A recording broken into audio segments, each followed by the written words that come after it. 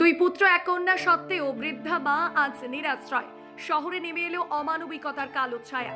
দুই ছেলে ও এক মেয়ে থাকা সত্ত্বেও আশ্রয়হীন হয়ে পড়লেন বৃদ্ধা ঝর্ণা কুণ্ডু।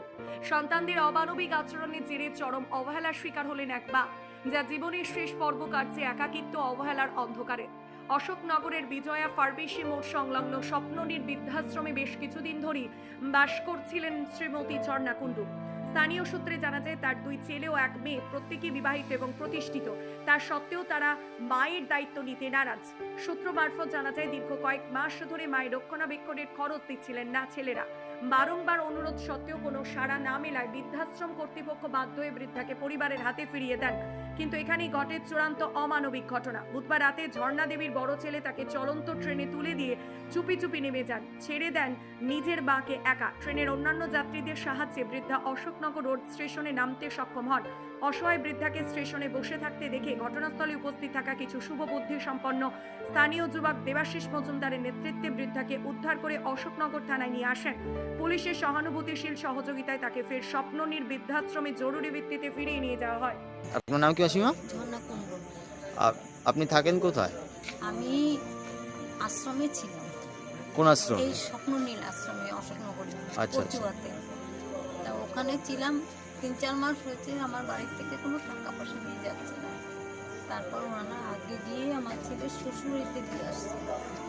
দেখি আর নেই, মানে অশোকনগরটা আসবে তখন দেখি নেই। আমার পাশে এক ভদ্রলোক ছিল, তাকে বললাম দাদা একটা বেটো করে ছেলে আছে। বললো কই কেউ নাই তো গেটে। তখন আমি ডাকলাম জোরে জোরে, দেখি না কোনো আওয়াজ নেই। তখন আমাকে নামিয়ে দিল। বললো কোথায় নামবে? আমি অশোকনগর। আমাকে নামিয়ে দিল। এবার নামিয়ে দিয়ে আমি তো কান্নাকাটি করছি, আর কারো আওয়াজ নাই।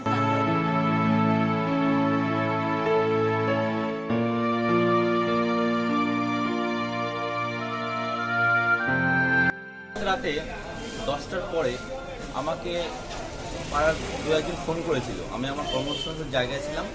শুনলাম এক বয়স্ক মহিলা অশোকনগর প্ল্যাটফর্মের সংলগ্ন জায়গায় রয়েছে। বৃদ্ধাশ্রমে অর্থের বিনিময়ে তিনি থাকতেন, কিন্তু অর্থ দিতে সমস্যা হওয়ার দরুন বেশ কয়েক মাস সেই বৃদ্ধাশ্রম কর্তৃপক্ষ তার পরিবারের হাতে তুলে দেয়।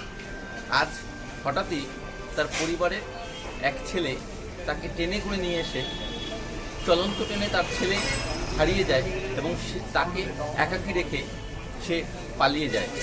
এই অবস্থায় আমি অশোকনগর থানার দ্বারস্থ হই এবং অশোকনগর থানার সঙ্গে যোগাযোগ করে অশোকনগর থানার সহযোগিতার মাধ্যমে পুনরায় যে বৃদ্ধাশ্রমে ছিল সেই বৃদ্ধাশ্রমে রাখার ব্যবস্থা করি।